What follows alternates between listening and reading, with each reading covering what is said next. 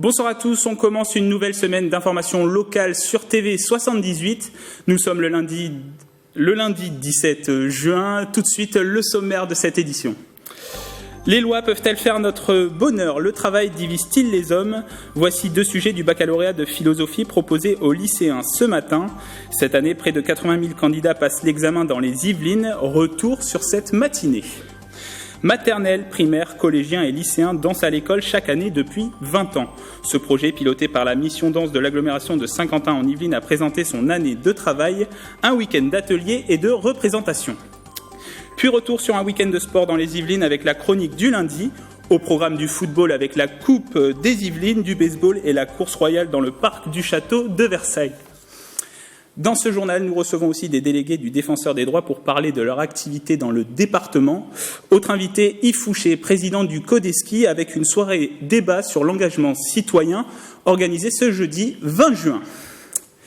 On l'a appris dans la matinée, Magali Tabarot, présidente de la cour d'assises de Versailles, a été agressée à son domicile peu après 9h ce lundi 17 juin. Deux hommes auraient sonné à la porte, lui auraient tiré à la tête avec une arme de type flashball avant de prendre la fuite. Blessée au visage, la magistrate a été transportée à l'hôpital de la Pitié-Salpêtrière à Paris. Et de son côté, comme vous le voyez à l'écran, la ministre de la Justice, Nicole Belloubet, a exprimé son émotion et son indignation. Toutes les forces de l'ordre sont mobilisées pour retrouver les auteurs. Fin de citation. Et pour l'heure, les auteurs de cette agression sont toujours recherchés. Une enquête de flagrance a été ouverte. Elle a été confiée à la section de recherche de la gendarmerie de Versailles. 743 594 candidats au bac cette année à travers la France. Et comme d'habitude, ils ont débuté ce lundi matin par l'épreuve de philosophie, toutes sections confondues. Nous étions au lycée de la Plaine de Naufle à Trappes pour recueillir les réactions des lycéens. Un reportage de Patrick Jacques de Dixmude et Wilfried Richy. Selon vous, le travail divise-t-il les hommes ? Est-ce que le travail divise les hommes ? Je pourrais dire que... on a deux parties, oui et non. Le travail divise-t-il les hommes ? Non, pas forcément, non. Le travail divise-t-il les hommes ? Si le sujet inspire moyennement les Yvelinois, ils étaient plus de 20 000 candidats de la filière économique et sociale dans les Yvelines à devoir s'y pencher ce lundi matin. Lundi 17 juin, ouverture de la nouvelle session du baccalauréat par la traditionnelle épreuve de philosophie. J'ai juste appris mes cours, j'ai essayé de comprendre parce que pour moi la philosophie, il faut la comprendre, il ne faut pas la prendre par cœur, ça ne sert à rien, à part les définitions. On a toujours l'impression de ne pas être assez préparé, donc on croise les doigts et on croit à la bonne chance. Parmi les autres sujets proposés, les lois peuvent-elles faire notre bonheur ou la pluralité des cultures fait-elle obstacle à l'unité du genre humain ? Ce que j'ai sous les yeux, c'est le sujet des S, très beau sujet. Vraiment, c'est trois sujets, j'aurais eu peine à choisir entre les trois. Ce sont vraiment des belles choses avec des diversités, des sujets qui sont divers, qui font appel à des références très variées et sur lesquels je pense que les élèves peuvent vraiment faire d'excellentes copies. 70 944 candidates et candidats se présentent dans les Yvelines au baccalauréat, dont un peu moins de 30 000 dans les séries technologiques et professionnelles. Et après 4 heures d'épreuve, la confiance le dispute comme toujours au soulagement. Ça s'est bien passé. Actuellement, ça va. Je pense que je me suis bien débrouillé. Après, c'est vrai qu'on a appréhendé la philo. Ça faisait un moment. Et bon, la philo, c'est pas quelque chose de simple.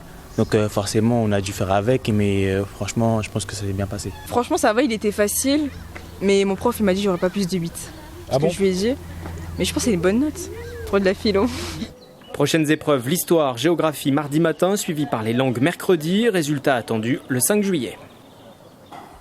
À noter que le plus jeune candidat de France se trouve dans les Yvelines. Il n'a que 11 ans, 7 mois et une vingtaine de jours. C'est le plus jeune candidat de l'histoire. Il est inscrit en série scientifique. 82% des habitants de Poissy ont dit non au maintien de la prison en centre-ville. C'est le résultat de la consultation numérique lancée le 1er juin. Au total, près de 3400 personnes se sont exprimées sur la plateforme digitale. Cette consultation, voulue par le maire de la ville, Carl Olive, fait suite à l'effondrement d'un mur de la prison le 28 mars dernier et à la visite de la garde des Sceaux, Nicole Belloubet. La ministre de la Justice avait promis une enveloppe de 60 millions d'euros pour rénover l'établissement existant. Carl Olive a transmis ce lundi les résultats de la consultation au ministère. Nous ont rejoint sur le plateau 3 délégués du Défenseur des droits. Joël Honès, représentant sur Guyancourt. Ali Fati, vous êtes sur Sartrouville. Et Guy Tavenard, délégué à Trappes. Bonsoir à tous les trois. Bonsoir. Alors, vous êtes les représentants du défenseur des droits qui se situe au niveau national, c'est Jacques Toubon, une autorité administrative dite indépendante. Son activité, défendre et promouvoir les droits des citoyens. Créée en 2008 à travers une révision constitutionnelle, son activité est définie dans l'article 71-1. Le défenseur des droits veille au respect des droits et des libertés. Alors, je me tourne vers vous, Ali Fati. Concrètement, quel est le rôle de cette institution ? Alors, effectivement, le Défenseur des droits est une institution indépendante inscrite dans la Constitution depuis le 24 juillet 2008. Le Défenseur des droits a succédé à 4 autorités administratives indépendantes qui étaient l'ex-médiateur de la République en lien avec les services publics, l'ex-HAL lutte contre la discrimination et l'ex-défenseur des enfants qui est axé sur le droit de l'enfant et notamment la 4e compétence, c'était l'ex-déontologie de la sécurité. Alors, le Défenseur des droits désigne à la fois l'institution et la personne qui la dirige, donc M. Jacques Toubon. On parle souvent d'institutions personnalisées. De 2011 à 2014, c'était M. Dominique Baudis, et depuis 2014, c'est M. Jacques Toubon. Et vous êtes les relais sur le territoire, c'est ça, hein ? Voilà, donc c'est un réseau de proximité. Le Défenseur des droits a un réseau de proximité sur l'ensemble du territoire, et notamment aussi au Dom-Tom. On est à peu près 501 exactement délégués depuis 2019, et qui couvront l'ensemble du territoire. Et dans les Yvelines, vous êtes 11 délégués répartis dans les plus grandes communes du département. On va voir la carte s'afficher à l'écran. Plusieurs communes du département et vous êtes aussi présents dans des maisons d'arrêt à Bois d'Arcy, Versailles, Poissy et Porcheville. Alors, si on fait un bilan de votre activité, en 2018, vous avez reçu 1767 saisines. Parmi elles, 789, c'était des orientations et des informations à donner aux personnes qui vous interpellaient. 978 réclamations. Déjà, je me tourne vers vous, Joël Honès. Quelle différence on fait entre orientation et réclamation ?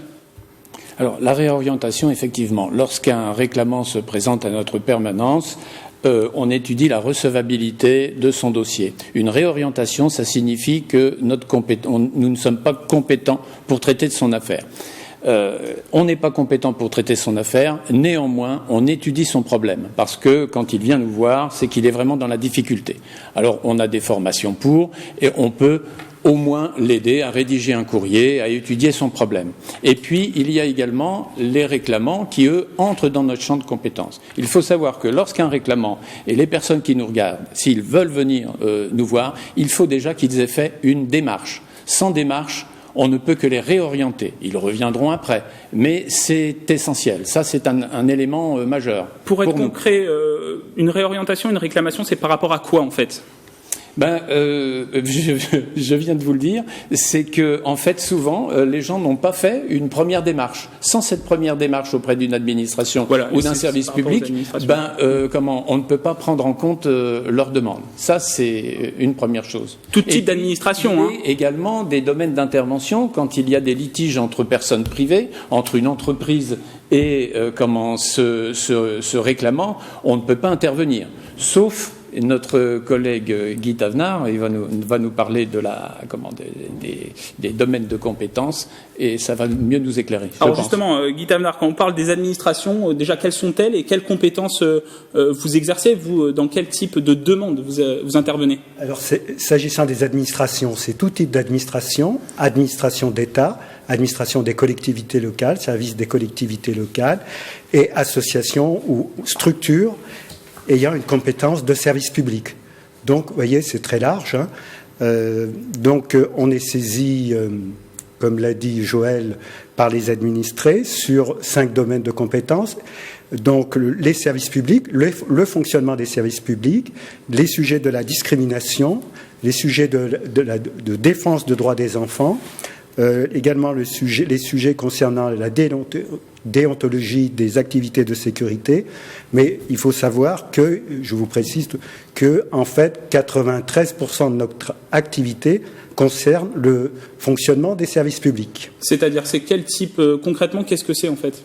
Une personne qui rencontre des difficultés à Pôle emploi pour recevoir ses indemnités de chômage, une personne qui voit ses droits auprès de la CAF supprimés du jour au lendemain, vous voyez ce type de sujet, on peut noter quand même que le service public, je ne vais pas utiliser le mot de dégradé, mais depuis quelques années, le défenseur des droits dans son rapport, et là je le montre à l'écran si vous le permettez, sur le rapport 2018, donc, alerte l'opinion sur cette dégradation du service public. Cette dégradation, on l'explique de plusieurs manières. Le fait qu'un certain nombre d'activités publiques ont été privatisées, entre guillemets, je vous en prie, ont été privatisées. Le fait qu'un certain nombre d'activités du service public, notamment en matière sociale, sont confiées à des associations, loi 1901. Et en fait, également, je le dis avec mes mots, les coupes budgétaires, année après année, réduisent le périmètre des services publics. Tout ça génère des difficultés. Vous interpellez le pouvoir public sur ces questions-là, justement. C'est quoi votre rôle dans ce cadre-là, en fait ? Absolument. Et moi, je voudrais vous donner un chiffre. C'est que, l'an dernier, les dossiers traités, on a traité en règlement amiable 65% des dossiers qui nous étaient recevables, et 70% ont reçu une médiation positive. Un dernier mot avec vous, Ali Fati. Si un de nos téléspectateurs nous regarde aujourd'hui et qui rencontre un problème, une difficulté, que ce soit par rapport à une question sur les droits de l'enfant, une question sur la discrimination ou sur les questions du service public, quelle démarche il doit engager ? Comment il peut vous contacter ? Alors c'est très simple, il passe par sa mairie. En règle générale, les mairies ont les contacts des délégués de proximité. Et comme disait mon collègue, M. Ounès, effectivement, on reçoit l'usager. C'est un temps de 30 minutes, 45 minutes sur lequel, effectivement, on va identifier le problème. Il y a deux niveaux. Le premier niveau, évidemment, constater s'il y a une démarche préalable de l'usager concernant la contestation qu'il peut faire à l'égard du service public. Si ce n'est pas le cas, on l'invite à faire cette démarche. Si la démarche a été faite, et évidemment, s'il y a des éléments nouveaux dans la relation, dans la notification administrative, et ces éléments nouveaux n'ont pas été portés à connaissance auprès de l'administration, là on peut intervenir pour demander à l'administration de prendre en compte cet élément nouveau et pour modifier ou pas la décision. Alors on arrive au terme malheureusement de cet entretien. Pour plus d'informations, on peut aller sur un site internet, c'est www.défenseurdesdroits.fr. Il va s'afficher en bas de l'écran. Non, désolé, on n'a plus le temps par rapport à cette émission. Je vous remercie en tout cas d'être venu sur notre plateau. Et puis, bonne soirée à vous. Merci. Et dans la perspective, tout autre sujet, dans la perspective des Jeux Olympiques de 2024, l'UVSQ a organisé ce samedi son deuxième symposium dédié au sport et à la santé. Cet événement s'est déroulé à l'UFR de santé Simone Veil. Le thème de cette année, l'utilisation du numérique dans le sport. Un reportage d'Aurélie Ronze et de Grégory Canalé. Des spécialistes de l'innovation technologique et numérique réunis autour de médecins et de sportifs. Deuxième édition à l'UFR Simone Veil pour ce symposium dédié au sport et à la santé. Il y a un lien très très fort entre certaines maladies et leur traitement. D'ailleurs, l'assurance maladie prend en charge pour partie certains sports en prescription et ça s'appelle du sport sur ordonnance. Ça se fait sur certains sports, la marche, l'aviron et par exemple le golf tout dernièrement. En vue des Jeux Olympiques en 2024, l'Université de Saint-Quentin en Yvelines organise ce type de rendez-vous depuis l'année dernière. Nous réussissons à mettre en place des actions transversales qui sont très intéressantes et effectivement pour cela nous appuyons sur les enseignants-chercheurs, sur les médecins de l'université, sur les services aussi universitaires de médecine. Au programme pour cette journée, des tables rondes mais aussi des ateliers. Plusieurs sports étaient à l'honneur, du vélo, de l'aviron, encore du golf. Ce simulateur permet notamment d'améliorer son swing. Exactement comme sur un practice de golf, où je vois ma balle qui vole. Donc là, ça va permettre de voir à la fois la vitesse de la balle, la rotation de la balle. Ça va permettre de voir l'axe du club, si on est intérieur, extérieur. Ça va définir tout ce que le golfeur a besoin pour s'améliorer. L'UFR de santé Simone Veil vous donne d'ores et déjà rendez-vous l'année prochaine pour une nouvelle thématique autour du sport et de la santé. On ouvre une page politique. La République En Marche a investi ses premiers candidats pour les élections municipales de 2020, ce lundi 17 juin. Parmi eux, Gilles Schmitt investi tête de la liste LREM à Rambouillet. Le suppléant de la députée Aurore Berger conduira la campagne électorale dans cette commune de 26 000 habitants. Sur une ligne politique plutôt centriste, il était engagé dans la majorité municipale aux côtés du maire Les Républicains Marc Robert, avant d'annoncer son retrait en mars dernier.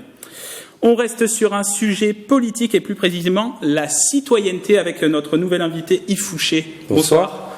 Président du Codeski, donc on rappelle le conseil de développement de Saint-Quentin en Yvelines. C'est une instance participative de consultation pour la communauté d'agglomération. Alors jeudi 20 juin, à partir de 19h30 dans la salle du conseil communautaire, vous organisez une soirée autour de l'engagement citoyen. Les participants seront invités à réfléchir sur cette question. Comment va s'organiser cette soirée ? Alors, la soirée va s'organiser autour déjà des institutions qui existent à disposition des citoyens non élus. Je veux parler de notre conseil de développement qui n'est pas suffisamment connu probablement, mais aussi des conseils de quartier, mais aussi des associations à caractère citoyen qui peuvent exister ici ou là.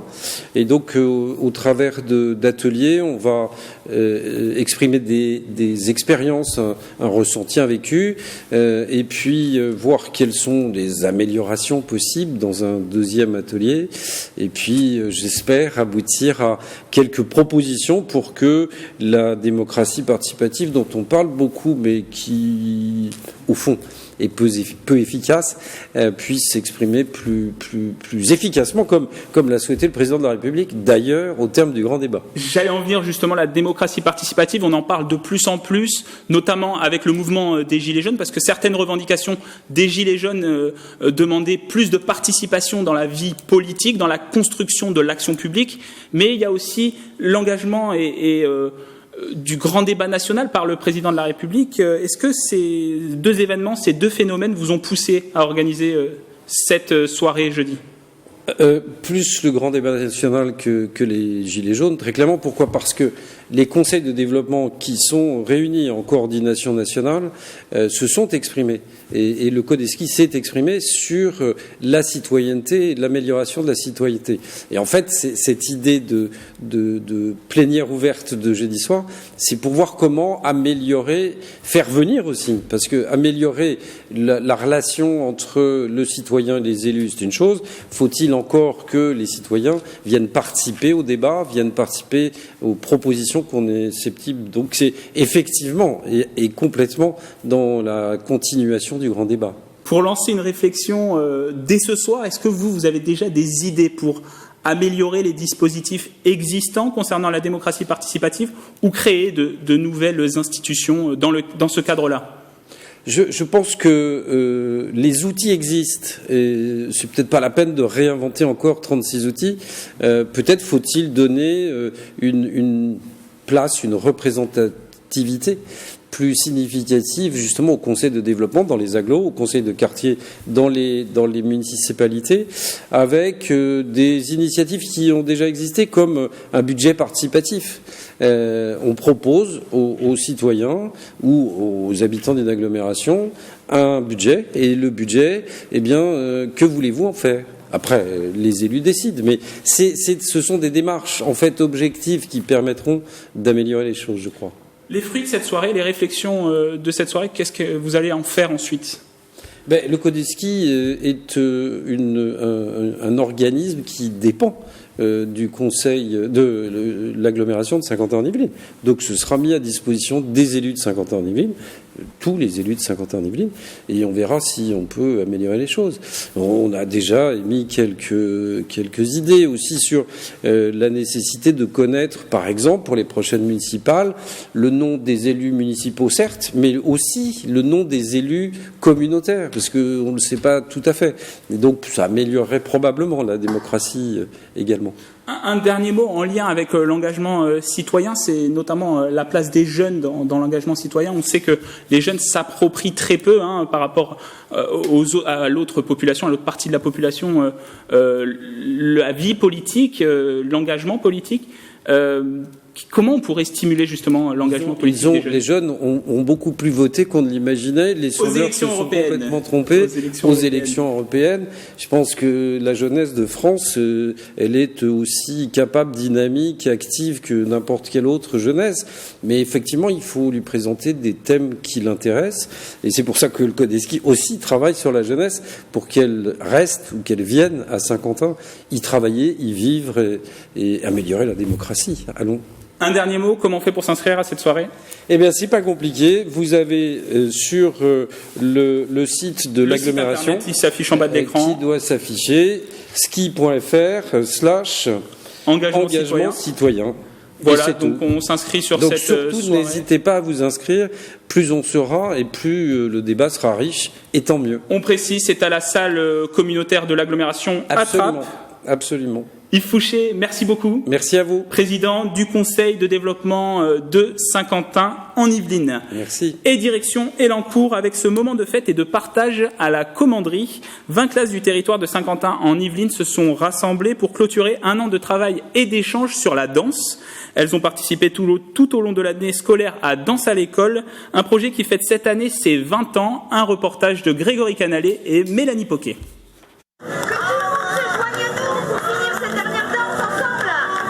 Une dernière danse en cette fin d'année. À la commanderie, 20 classes du territoire présentaient à leur famille le travail d'une année du projet Danse à l'école. Pour présenter notre spectacle qu'on a fait pendant un an presque. On a dansé, on a parlé de la danse, on a tout fait. J'ai trouvé ça très bien parce que on a pu faire beaucoup de trucs et avant j'étais timide, maintenant je suis plus trop timide. Un projet qui fête cette année ses 20 ans, piloté par la mission danse de l'agglomération. Il regroupe des élèves de la grande section de maternelle au lycée sur le volontariat des enseignants. Elle leur permet, par les ateliers, par les spectacles, par la création, d'être citoyens aussi, en même temps que toute la pédagogie qui est développée à l'école. La danse est aussi une entrée dans les apprentissages qui permet parfois à des enfants qui peuvent être en difficulté de trouver un domaine dans lequel ils peuvent s'épanouir. Un projet pour découvrir la danse contemporaine en allant voir des spectacles et en participant à des ateliers. Les élèves étaient encadrés de 9 danseurs professionnels. J'ai toujours été intéressée par la transmission en fait et du coup questionner aussi comment l'art vient résonner avec l'école et qu'est-ce que la création, l'expérimentation artistique vient construire dans chaque individu. Depuis sa création, le projet a fait participer près de 12 000 enfants. Danse à l'école tend vers sa 21e année.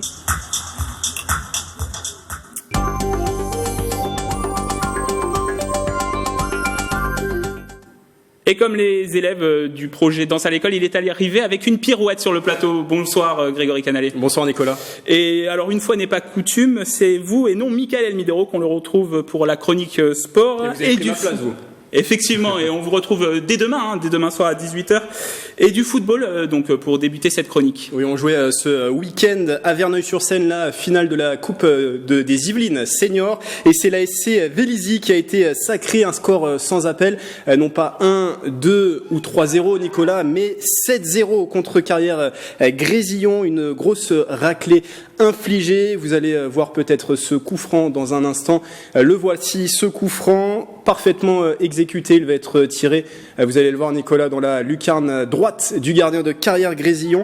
Magnifique coup franc, 3e coupe des Yvelines de l'histoire de Vélizy qui aura fait mentir la hiérarchie puisqu'en championnat les Véliziens évoluent une division plus bas que Carrière Grésillon. Des nouvelles des Cougars de Montigny-le-Bretonneux.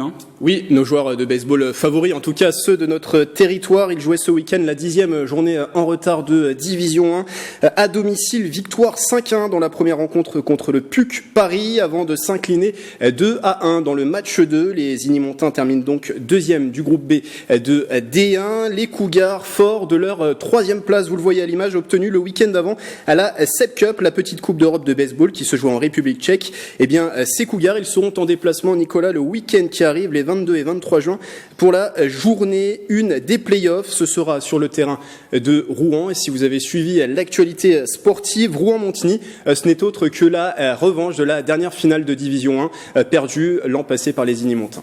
ce sera l'occasion d'avoir une revanche. Alors pour terminer, on courait au château de Versailles. Oui, 8e édition de la GoSport Running. Dans le parc du château, il y en avait pour tous les goûts. Parcours de 15 km pour les plus aguerris et puis des courses plus courtes. L'événement se voulait avant tout festif, comme le rappelle sa marraine. Elle est ancienne Miss France et je crois que c'est vous le chanceux du jour, Nicolas, c'est vous qui l'avez interviewé. C'est le sport accessible à tous, à tous les niveaux, à tous les âges. Et c'est une course conviviale aussi au-delà de ça. Les gens se déguisent, voilà, les gens ont le sourire. Il n'y a pas forcément de recherche de performance, on est là pour se faire plaisir et c'est ma vision du sport aujourd'hui. Plus de 160 000 coureurs étaient de la partie pour cette 8e GoSport Running. Merci beaucoup Grégory. Et puis la suite des événements et des résultats sportifs dans le 7-8 sport. Il sera notamment question du tournoi des 7 de cœur. Vous avez rencontré notamment Patrice Lagisquet. Tout à fait, ex-entraîneur de Biarritz, ancien international français. Et aussi entraîneur adjoint de l'équipe de France. C'est tout de suite après, là, à la fin de cette édition, qui se conclut maintenant. Merci de nous avoir suivis. Donc, comme je vous l'ai dit, tout de suite, le 7-8 Sport présenté par Grégory Canalé. Et il fera son retour demain aux commandes du 7-8 Journal. Excellente soirée sur TV78.